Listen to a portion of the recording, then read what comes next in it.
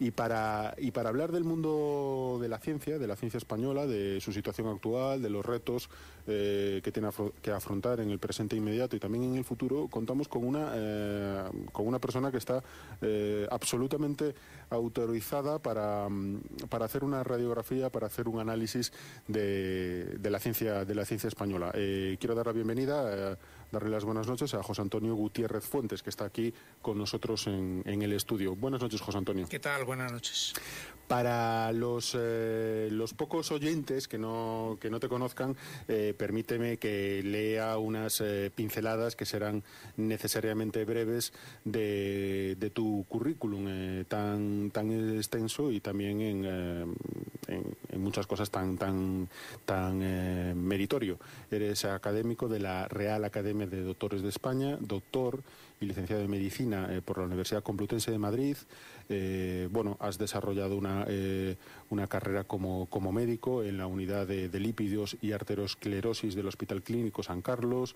Has sido profesor de patología médica en la Facultad de Medicina de la Universidad Complutense y también has sido director, exdirector ya del Instituto de Salud de la Universidad Carlos III. Bueno, podría seguir detallando tu currículum y corrígeme o compleméntame si hay algo que me dejo en el tintero, pero realmente creo que si tuviese que detallar toda tu extensa y brillante carrera profesional, pues posiblemente nos ocuparía aquí un poco el resto del programa, y lo interesante sobre todo es escucharte. Hoy estás aquí con nosotros en calidad de presidente, director, quería decir, patrono fundador y director de la Fundación Gadea por la Ciencia, que está haciendo un gran trabajo de divulgación, de concienciación y creo que también un poco de patrocinio de la investigación de la ciencia en España, que a veces en tantas ocasiones pues ha estado como un poquito maltratada, un poquito orillada. Entonces yo te pediría que un poco lo primero que nos expliques, que nos cuentes, es en qué consiste la Fundación Gadea. Bueno, en la presentación esta que me hacías tan generosa, entonces esto de la Fundación Gadea por la Ciencia tiene un porqué. Uh-huh. Y el porqué viene del análisis de una serie de científicos, entre los que me cuento, que, bueno, durante muchos años, desde los años del Instituto de Salud Carlos III, uh-huh, hasta la actualidad, hasta la puesta en marcha de la Fundación, pues veníamos constatando que, bueno, pues que tenemos una ciencia manifiestamente mejorable. Uh-huh. ¿Eso qué quiere decir? Pues que tenemos una ciencia que está bien, que produce bastantes papers, que hace bastante información, bastante conocimiento, pero que no acabamos de rematar la jugada porque esos conocimientos no acabamos de transformarlos en productos que sean luego útiles al ciudadano, ¿no? Uh-huh. ¿Por qué? Bueno, pues por una serie de razones que tienen que ver pues con el tejido industrial español. Luego, si quieres hablamos de ello, y de otra índole, que hacen que, bueno, que gran parte de las patentes que se emergen o que emergen de los conocimientos españoles luego se materialicen fuera de España y terminen produciendo pues productos o bienes, ¿no? De aplicación en la sociedad, que luego curiosamente tenemos que comprar fuera de España. Es decir, nosotros pagamos por generar el conocimiento y luego pagamos por importar las consecuencias de ese conocimiento, porque esas consecuencias se materializan fuera. En fin, a la vista de todo eso decidimos que los investigadores deberíamos de tomar, bueno, pues asumir nuestra cuota parte de responsabilidad en todo esto, asociarnos y tratar de influir en que las políticas científicas en este país pues fueran de otra manera, y en eso estamos. Uh-huh. Has tocado muchos palos, muchas vetas interesantes de la situación de la ciencia española. Un poco a raíz de tus comentarios ya se va un poco dilucidando cuáles son aquí un poco las asignaturas pendientes, ¿no? Pero por redondear la jugada, por presentar de forma unitaria todas estas pinceladas, ¿no?, que ya has ido un poco detallando a raíz de tu experiencia precisamente con los laboratorios Lilly y ahora la dirección de la Fundación Gadea. Me gustaría que desde esta experiencia, desde esta visión que tú tienes, me dijeses un poco, ya digo, de una manera así como un poquito redonda y sintética, qué características positivas y también negativas tiene actualmente la ciencia en España. Bueno, lo primero es que entendemos por ciencia, ¿no? Si entiendes por ciencia todo lo que hay alrededor de la generación de conocimiento, empezando por los investigadores, que evidentemente es el punto crítico, el punto fundamental. Pero claro, también es verdad que sí, que por muy buenos investigadores que tengas, si no tienen medios, pues tampoco pueden hacer grandes cosas. Entonces, más o menos digamos que estos son los dos grandes temas, ¿no? El personal, los investigadores. Y en ese sentido tenemos que decir que tenemos investigadores tan buenos como cualquier otro país de los que nos queremos parecer, ¿eh? Es decir, que estamos en capacidad de alcanzar a esos que nos preceden en los rankings internacionales en ciencia, porque tenemos los investigadores tan buenos o mejores, vamos, sin duda ninguna. ¿Cuál es el problema entonces? Pues el problema es que la estructura probablemente necesita determinados retoques, ¿no? ¿Qué estructura es la que necesita retoques? Fíjate que no estoy hablando de financiación, que también, ¿eh? Pero es decir, por mucho dinero que inyectes en el sistema, si no se acometen determinados retoques, determinados cambios, determinadas condiciones, pues tampoco íbamos a redondear la jugada. Entonces aquí es un problema de conocer la situación, de saber cuáles son los problemas y de saber cómo atacarlos o plantear el cómo atacarlos. ¿Quién debe hacer esas reformas de las que estoy insinuando? Evidentemente las administraciones en su caso, sobre todo en lo que tenga que ver con los aspectos públicos, pero también las empresas en lo que tenga que ver con los aspectos privados. Entonces aquí lo que hay que tratar de conseguir es que tanto la administración como las empresas adquieran conciencia clara de que esto de la ciencia es cosa de todos y que sin ciencia no vamos a ninguna parte. O sea, que si no tenemos ciencia nunca podremos ser competitivos en el concierto mundial. Eso sin duda es evidente, porque la ciencia es uno de los motores que empujan y que mueven el progreso sin duda. Social, económico e incluso diría estrictamente humano. Comentabas un poco de la administración, el poder político, pero España es un país singularmente descentralizado.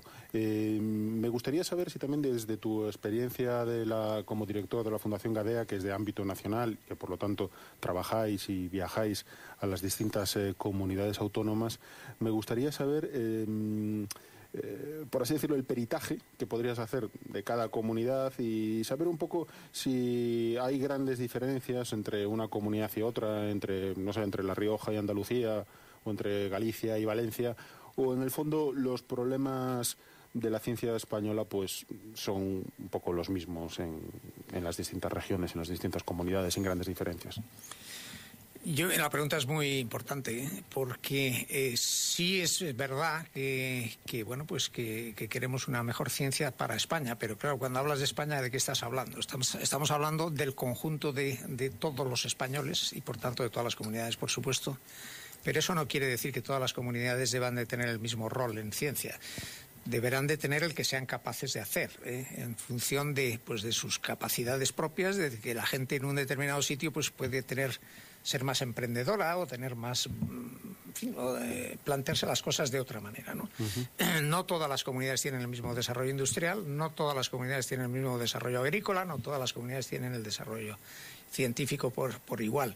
No todas las comunidades tienen las mismas puntuaciones en los rankings de PISA en cuanto a educación. O sea que no son todas las comunidades iguales. Y no tienen por qué serlo. O sea, cada comunidad tiene que tener su particularidad y evidentemente cuanto mejor se encuentren, sobre todo los ciudadanos, que son lo importantes dentro de cada comunidad, pues tanto mejor. Ahora, desde el punto de vista del desarrollo de la ciencia, hay determinados factores o determinadas cuestiones, que son a las que me refería antes, que en algunas comunidades autónomas, ahora mismo en la España actual, hacen que esas comunidades sean mucho más desarrolladas y mucho más potentes en ciencia que otras. con notables diferencias. La primera de todas, Cataluña. Cataluña ahora mismo es muy por encima de todas las restantes comunidades españolas la que es número uno y líder en producción científica. ¿Por qué? Porque han apostado por ello y llevan apostando por ello muchos años y lo han sabido hacer y lo han sabido hacer muy bien. Que eso podemos entrar luego en otro tipo de disquisiciones, de que si esto ha costado dinero, de que de dónde ha salido el dinero. Yo no voy a entrar en eso, yo voy al hecho de que se puede hacer. Es decir, apostando por un modelo como el catalán. Los catalanes tienen un gran movimiento científico que les augura un porvenir muy, muy bueno, mientras que otras comunidades autónomas no lo tienen. Junto con Cataluña podemos poner, por ejemplo, al País Vasco, junto con Cataluña podemos poner Valencia y podemos poner a Madrid, por supuesto. Pero Madrid se ha dormido un poco en este tema y, bueno, pues es bueno tirar un poco de las orejas. En nuestra fundación, que es una fundación que presentamos, la Fundación Gadea la presentamos como la fundación de los investigadores, presumimos de que tenemos los 260 mejores investigadores españoles, o buena parte de ellos al menos, pero tenemos más de 260 investigadores en la fundación, todos ellos de excelente currículum y de excelente bagaje científico, ¿no? De Madrid son 100, o casi 100, son 90. De 260 a 90 quiere decir que somos pues casi el 40%. Bueno, pues ese 40% en Madrid se debe fundamentalmente a que en Madrid radica el Consejo, históricamente. Pero desde el punto de vista de producción científica, Cataluña ha conseguido tener más producción científica que Madrid y de más calidad. ¿Eso tiene que ser así? Eso lo comento fundamentalmente no por meter el dedo en el ojo a nadie, sino por decir o por hacer ver que Madrid puede ponerse por encima de Cataluña si asume una manera de hacer ciencia diferente. Este mismo argumento que estamos haciendo polarizando entre Madrid y Barcelona se puede hacer polarizando con cualquier comunidad autónoma. Pero yo te diría que el objetivo no es que todos tengan una excelencia científica por igual, porque no lo es en ningún país de los que marcan la pauta en estos temas. Todo el mundo sabe y ha oído hablar del Silicon Valley en Estados Unidos. Bueno, eso es una concentración, digamos, ejemplar en un sitio muy concreto de Estados Unidos donde se desarrolla todo el desarrollo, donde se hace todo el desarrollo científico y tecnológico que tiene que ver con las ITs y las comunicaciones y todas estas cosas. Y está concentrado ahí en California. Los de Texas no se quejan de eso. Los de Texas están encantados de que en Silicon Valley se haga esto porque están en Estados Unidos y todos son Estados Unidos. Y este es el concepto. Todos somos España. Y por tanto tenemos que estar orgullosos de que en Cataluña haya buena ciencia, igual que en Madrid, igual que en el País Vasco. Sin duda, pero sí, además de potenciar la ciencia catalana, por así decirlo, pudiésemos potenciar la ciencia en el conjunto. Pero hay que apostar, ¿eh? Para eso hay que apostar. Es decir, los catalanes han apostado. Yo no quiero entrar en el cómo, porque sé que es un tema que puede ser censurable, o si no censurable, al menos cuestionable, ¿no? Porque ellos han tenido determinadas ventajas, si quieres, económicas incluso, y otros quizás no las hayamos tenido. Yo diría, y lo digo con con pleno conocimiento de lo que digo, que porque lo han procurado. Y luego lo han sabido hacer. Y luego viene todo lo demás, porque estamos en un momento político muy complejo y que pero aquí estamos para hablar de ciencia, ¿no? Sí. Y yo creo que podemos hacer buena ciencia en Cataluña, en Madrid y en cualquier otro sitio. Pero hay que poner los medios y hay que apostar. Sin duda, lo que pasa que, en fin, la actualidad política y el problema catalán claro. Lo enturbia todo, ¿no? Ya que ahora, lamentablemente, parece que cuando uno emplea la palabra Cataluña, ya automáticamente pues viene encima el famoso Procés, Puigdemont, Torra, los CDR and Company, pero es evidente que Cataluña es una comunidad, es una región muy meritoria desde hace muchos años, yo incluso diría muchos siglos, y que ha marcado el rumbo y el horizonte para bien en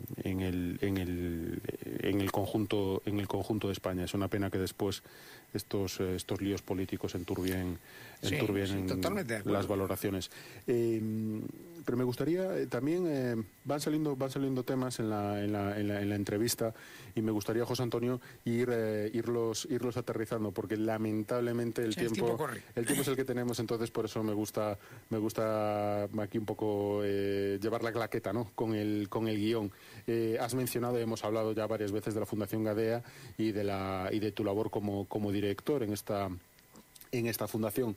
A mí lo que creo que más o menos nuestros oyentes intuitivamente ya se habrán un poco dado cuenta en qué consiste esta fundación, cuáles son los objetivos que busca, pero me gustaría que nos los explicitaras tú en primera persona, qué es esta fundación y quiénes las integráis y qué fines perseguís.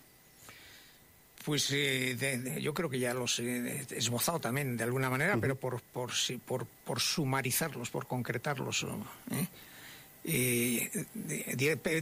Yo significaría primero que es un grupo muy nutrido, como ya explicité antes, de 260 científicos a día de hoy, que nos hemos propuesto tener voz, palabra y voto en el planteamiento de las políticas científicas en el país. Es decir, queremos y pretendemos ser escuchados. Estamos en capacidad de emitir informes, de emitir consejos, de responder a preguntas de lo que quiera el político de turno o el empresario de turno o cualquiera que quiera tener una orientación en estos temas, porque tenemos las mejores cabezas y tenemos los mejores científicos. Y por eso podemos ofrecerlo, lo hacemos, y ese es nuestro objetivo fundamental. Aparte de eso, pues tenemos en marcha una serie de acciones propias. Una de ellas, que quizás sea la más necesaria bajo nuestro punto de vista, o por lo menos una de las más necesarias, es formar gestores de ciencia. Es decir, hace falta que haya... En España hay más de 600 centros científicos, centros de investigación, centros que hacen función investigadora. Son muchos. Es una cifra notable. Y probablemente esos centros pueden funcionar mucho mejor si se dan las circunstancias político-científicas que hablábamos antes, pero también si la gestión que se hace en los propios centros es la adecuada. Entonces creemos que es necesario formar gestores para centros y grupos de ciencia, y esto lo pusimos en marcha, un programa de formación de gestores de centros tecnológicos y científicos, que hacemos con el IES, que ya se celebró la primera edición el año pasado con notable éxito. Yo creo que es una idea muy buena, creo que está siendo muy bien recibida. Ahora mismo está abierta el periodo de inscripción para la segunda edición, que dará comienzo a finales del mes de abril. Y creemos que va a ir muy bien. Pero claro, es que consideramos que las personas son las que hacen los centros, las personas son las que hacen pues todo, las que hacen las realidades científicas, políticas y de cualquier tipo. Y si las formamos, si formamos esas personas, yo creo que estamos haciendo lo que... estamos poniendo la primera baldosa o la fundamental para lo que pretendemos. Formar gestores, entiendo que en el plano... empresarial, sí. Por así decirlo, o sea, no solo que haya los cerebros, la materia gris, por así decirlo, sino gente que luego tenga... El gestor está para facilitar la acción o la actividad del investigador. El gestor está para garantizar que llegan los fondos, para garantizar que se gastan correctamente, para garantizar que se eligen bien los temas a investigar, que se eligen los temas que son prioritarios. Este es el gestor. Y esa su función es facilitarle la vida profesional, laboral, al investigador, que es el que produce ciencia. Bueno, los objetivos ya los acabas de detallar. Tú eres el director, José Antonio Gutiérrez Fuentes. Me gustaría, no sé si me podrías dar algún nombre más, algún científico conocido que esté... Todos los que se te vengan a la cabeza que puedas conocer del ámbito español, o casi todos los vas a encontrar ahí. Pero te puedo citar, pues, no sé cómo... Esto es complicado porque si siempre no podemos citar a los 200, entonces... Mira, hoy mismo... sin demérito de nadie. Hoy mismo he convencido a uno de ellos que asuma la presidencia de la fundación, porque vamos a hacer un cambio en el patronato. El actual presidente, que es un tipo maravilloso, pues nos ha pedido dejarlo, pues por sus razones personales, ¿no? Que se llama Fernando Tejerina. Este es un señor que es físico, que es un físico notabilísimo, que ha sido rector de la Universidad de Valladolid durante 15 años y bueno, una persona fantástica, ¿no? Quizás era familiar de la exministra. Pues no lo sé, porque tejerinas por esa zona hay bastante. Sí. Yo soy tejerina en no sé qué número, pero también me toca, también me toca algo. Entonces, bueno, el hecho cierto es que él lo deja, entonces vamos a reformar totalmente el patronato. Y lo que queremos es tener un patronato muy visible, que se vean mucho las caras esas que me demandas en los nombres, que haya los científicos más notables, las empresas y empresarios más notables, etcétera. Y eso es algo que vamos a acometer de inmediato. Yo digo que hoy mismo he llegado a un acuerdo con Juan Luis Arzuaga para que sea el presidente de la Fundación.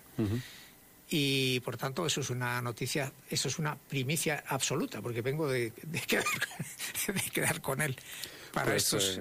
Espero que nuestros oyentes la valoren, valoren, sí, porque efectivamente es una noticia... todo lo que relaciona a José Antonio Arzuaga, Juan Luis, un científico tan conocido, un investigador. Juan Luis es un personaje de primerísimo nivel en la ciencia mundial. Es un antropólogo, paleontólogo, y es el alma mater de Atapuerca, junto con algún otro investigador. No tiene vuelta de... No le podría encontrar ninguna pega a Juan Luis. Sí, no, y además sin duda seguro que es una persona muy adecuada, porque aparte de tener esa relevancia científica, tiene una gran proyección pública, tiene es importante. Es importante porque una de las misiones importantes que tenemos en la Fundación es hacer llegar la ciencia a la sociedad. Es decir, la sociedad tiene que saber que esto de la ciencia es algo muy importante, que no se trata de... no somos bichos raros que andan por ahí haciendo cosas extrañas que no entiende nadie, sino que lo que se hace desde la ciencia es procurar que la sociedad pueda vivir mejor, que pueda vivir más años y mejor. En fin, que todo... La ciencia está en todo. La ciencia está en este micrófono que tengo yo aquí delante, la ciencia está en la luz que nos ilumina ahora, que resulta que ya no es incandescente y que ya no... En fin, que son las revoluciones científicas y tecnológicas que vivimos son abrumadoras. Y tenemos que estar en eso. Y nuestra gente, los ciudadanos españoles tienen que saber que España no puede perder el tren en esto, porque si no tendremos que comprar todos los avances. Y no, señor, nosotros estamos en capacidad de producir avances. No solo, evidentemente no los vamos a producir todos, porque el mundo es muy grande, pero tenemos la capacidad desde el punto de vista de los investigadores y desde el punto de vista de muchas instalaciones para producir y hacer mucho más de lo que ahora mismo se ve. Y ese es el objetivo, insisto, yo creo que no es cuestión de... no es una quimera, lo podemos hacer. Que se invierte más, pues mejor todavía. Pero no es un problema económico, al menos no solo es un problema económico. No, da la impresión, yo no soy un experto en este tema, ni muchísimo menos, da a veces la impresión que casi más bien es un problema a veces como de coordinación y de saber poner el foco en la agenda de una manera consciente y deliberada, ¿no? A veces España parece que ha sido siempre un poco como un país un poco de llaneros solitarios, ¿no? De Don Quijotes, ¿no? Gente a veces muy brillante y muy genial, pero un poco repartidos, ¿no? y aislados. Y a veces da la impresión de que si todo este esfuerzo se coordinase muchísimo mejor, pues en vez del goteo, pues se tendría una fuente, ¿no? Entonces el impacto del agua es... Yo creo que eso también lo ha facilitado o lo ha propiciado mucho pues las estructuras, que son estructuras arcaicas, que no han evolucionado. La universidad está muy aislada, está muy lejana de la propia industria. Todavía hay sitios donde se ve mal el que un profesor universitario tenga una colaboración con una industria. En fin, hay muchos tabúes de estos que hay que ir erradicando y que hay que ir cambiando el chip. Las universidades de los países avanzados están invadidas de empresas. Están invadidas desde el punto de vista no digamos peyorativo, sino al revés. Sí. Están llenas de empresas colaboradoras porque la universidad lo quiere y porque la universidad lo demanda, porque es la única manera de hacer ciencia, aunando los recursos públicos con los privados. Tú fíjate que ahora, en términos absolutos, la inversión en ciencia en España está al 50%, más o menos, entre pública y privada. En los Estados Unidos la pública se acerca la privada se acerca al 80%. Y eso no quiere decir, y son los ambos en estos temas que estamos hablando, ¿eh? ¿Esto qué quiere decir? Esto quiere decir que la empresa allí tiene muy claro que invertir en ciencia es productivo, porque la empresa está para darle réditos a los inversores, ¿no? Pero también la universidad tiene muy claro que sin la empresa no puede hacer las cosas que hace, ¿no? Entonces, evidentemente, en la universidad a lo mejor hay más talentos, pues probablemente que sí, pero al final hay que ir a un win-win, hay que llegar a un acuerdo de que las dos partes ganen y que al final el que gane sea el ciudadano y que sea el país, ¿no? Y nosotros podemos hacerlo, no tenemos por qué tener a nuestros investigadores por ahí fuera, que no es malo que se vayan fuera, siempre y cuando puedan volver, ¿no? Y traer aquí nuevos conocimientos, nuevas maneras de hacer, etcétera. Bueno, pues todo eso es lo que queremos conseguir. ¿Y cómo lo vais a...? Nos has contado, nos has hablado del talento, del equipo tan brillante que rodea, que conforma la Fundación Gadea. Nos has dado una exclusiva potente, que José Luis Arzuaga será el nuevo... Juan Luis, yo para los números es un desastre, que Juan Luis Arzuaga, el famoso antropólogo y paleontólogo de Atapuerca, será vuestro próximo presidente.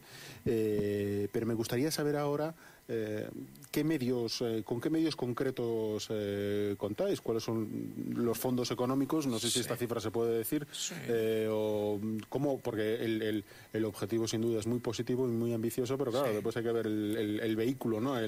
La marca del coche que lo acompaña. Mira, esto es una idea que ya la he descrito suficientemente, creo. Es decir, la convicción por parte de una serie de científicos de que juntitos podemos hacer cosas, ¿no? Podemos provocar cambios importantes en la sociedad y en el modo de hacer ciencia en este país. Bueno, evidentemente la idea está ahí y el cómo hacerlo y tal pues va saliendo de los propios científicos, pero evidentemente necesitamos recursos económicos, como no puede ser de otra manera, ¿no? Entonces, ahora mismo, digamos que llevamos 15 meses en marcha, ¿no? Y en 15 meses hemos juntado 260 científicos, que no está nada mal, ¿no? Hemos puesto en marcha una serie de actividades que tampoco están nada mal y que se pueden visitar en nuestra página web y informarse de ella, el que quiera hacerlo así. Entonces, ¿con qué o de dónde viene el fuel, el dinero para poder mantener esta actividad?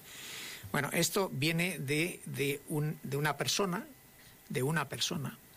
que es un señor pues que casualmente es hermano mío, que se llama Gerardo Gutiérrez, que tenía una gran empresa farmacéutica que se llama Gadea, Grupo Farmacéutico Gadea, por eso nos llamamos Gadea, que vendió el grupo farmacéutico Gadea a una multinacional americana hace 3 o 4 años y decidió, bueno, pues que entre otras cosas que iba a hacer con lo que le hubiera supuesto esta venta, pues ayudar a desarrollar la ciencia en España. Él es un hombre que conoce muy bien el tejido empresarial porque ha sido presidente de empresa familiar en Castilla y León, ha sido presidente del Consejo Social de la Universidad de Valladolid. Por eso conoce muy bien la universidad, conoce muy bien la empresa y nos viene muy bien como empresario porque también es bueno tener un empresario detrás. Pero evidentemente esto es el principio. Nosotros tenemos que conseguir a partir de ahora convencer a las grandes empresas de este país de que igual que apoyan ya sabes que siempre se habla de la I+D+I, nosotros apostamos porque la primera I es la nuestra, es la investigación. La D es el desarrollo y la segunda I es la innovación. La innovación está en la empresa, fundamentalmente. No solo en la empresa, pero digamos, más el peso lo tiene en la empresa. Entonces, para esa segunda I ya hay organizaciones muy potentes y muy cuidadas por las empresas y por el gobierno y por el gobierno y por las instituciones. Nosotros queremos ganarnos esa confianza igual que ellos y tener también alcanzar también esa protección. Y estamos seguros que lo vamos a conseguir, porque nunca ha tenido nadie tanto talento bajo una misma sigla, que de momento es Fundación Gadea, y que en el futuro ya veremos si seguimos llamándonos Gadea o nos llamamos de otra manera. El nombre es lo de menos. Lo importante es conseguir los objetivos, que son los que ya hemos comentado. Pues el tiempo se nos echa encima. La última pregunta que me gustaría formularte, José Antonio, tenemos un minuto para contestarla, es un poco, en cierta manera, puede servir de colofón a esta conversación que hemos mantenido aquí en la Alacena Global. Tú conoces perfectamente la ciencia española, por tu trayectoria también conoces el mundo académico, conoces también el mundo empresarial y conoces mucha gente que también está en la Fundación Gadea, que también tienen este conocimiento. Así que, desde luego, know-how no os falta. ¿Creéis que en España, si se produce el alineamiento de los astros adecuados, creéis que España puede llegar a ser realmente un país competitivo y estar en la primera línea de la investigación mundial, como por ejemplo lo está Estados Unidos, Alemania o Francia? Porque nuestro país destaca en muchas cosas, pero quizás cuando uno piense en el top 5, ¿no?, de la ciencia mundial, no piense en España. ¿Pero crees que podríamos estar en esa Champions League? Sí, bueno, para empezar, te diré que los astros, cuando se ponen alineados para todos. Sé que ahí no vamos a encontrar mucha ventaja. Si se alinean solo para nosotros, pues bienvenido sea, ¿no? Pero aquí el tema está en tener la voluntad de hacerlo. Y como tenemos la voluntad de hacerlo y tenemos la materia prima, que son los investigadores y que son las estructuras, creemos que podemos hacerlo y que debemos hacerlo. Nuestro objetivo no es ser Estados Unidos, porque eso sería una quimera. Son Nuestro 300 objetivo millones de habitantes contra 46. Y una historia y un potencial económico bestial, ¿no? Nuestro objetivo es identificar exactamente en qué creemos que podemos ser competitivos. Que eso es un ejercicio que hay que hacer. Es muy importante. Pues desearte la mayor de las suertes, José Antonio, en tu labor de dirección de la Fundación Gadea, y te las deseo muy sinceramente, porque realmente el mundo de la ciencia es importantísimo, no solo para descubrir los misterios del universo y de las partículas subatómicas, sino porque a medio y largo plazo su impacto en el bienestar social, económico y humano de la sociedad es brutal.